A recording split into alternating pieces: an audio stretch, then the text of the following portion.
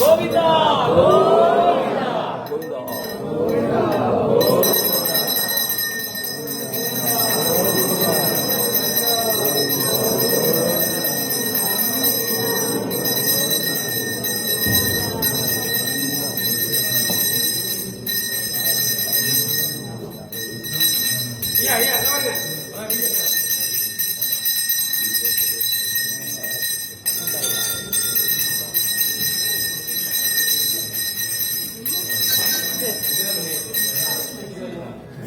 எல்லாரும் சேர்ந்தாப்புல பிரார்த்தனை பண்ணீங்க.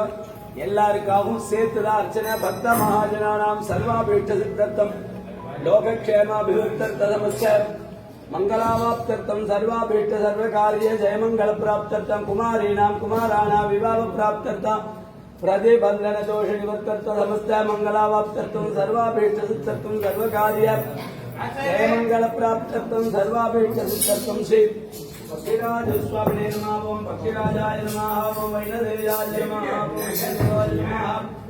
நிகிலேத்யாய நமः. நலலக்ஷ்மினே நமः. நிகிலேத்யாய நமः. நிர்வாணிதாய நமः. வைணாதநாயகாய நமः. ஸ்ரீமதே நாராயணாய நமः. பக்திராஜ வர பிரம்மணே நமः. பக்தாபீஷ்ட வரப்பிரத சுவாமினே நமः. பக்திராஜன் கல்கருடன் வைணதேயன்னு பேர்.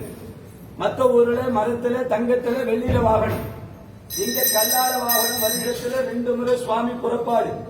மார்கழி பங்குனியில தாயாரின் பெருமாளை சேர்த்து வச்சதுனால கல்யாணம் ஆகாது. உங்க குழந்தைங்க பதவி உயர்வுகள், வியாபார அபிவிருத்தி, நவகிரக தோஷம், கால சர்ப்ப தோஷம், பக்ஷி தோஷம், ராகு கேது தோஷங்களை பொறுத்து பண்ணார். குருவாரத்துல ரொம்ப விசேஷம். வியாழக்கிழமை தான் முக்கியம். இங்க தாயாரின் பெருமாளை சேர்த்து வச்சதுனால பிரார்த்தனைகள்லாம் கருட பகவான் தான். பெருமாளும் தாயாரும் கல்யாண குளத்துல கட்சி கொடுக்கிறார். பிரார்த்தனை கருடன் பெருமாள்கிட்ட கிடையாது. அர்ச்சனை எல்லாம் கருடனுக்கு தான் எப்போதுமே.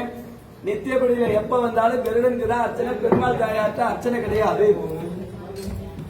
புரட்டாசி சனிக்கிழமை 4 சனிக்கிழமை பெருமாளுக்கு ஒவ்வொரு விதமான அலங்காரம் நடக்கிறதுனால இந்த 4 சனிக்கிழமை பாத தரிசனம் ரொம்ப விசேஷம். பெருமாளுடைய பாத தரிசனம். பாக்கி நாளெல்லாம் உற்சவமூர்த்தி அங்க இருக்கிறதுனால பார்க்க முடியாது.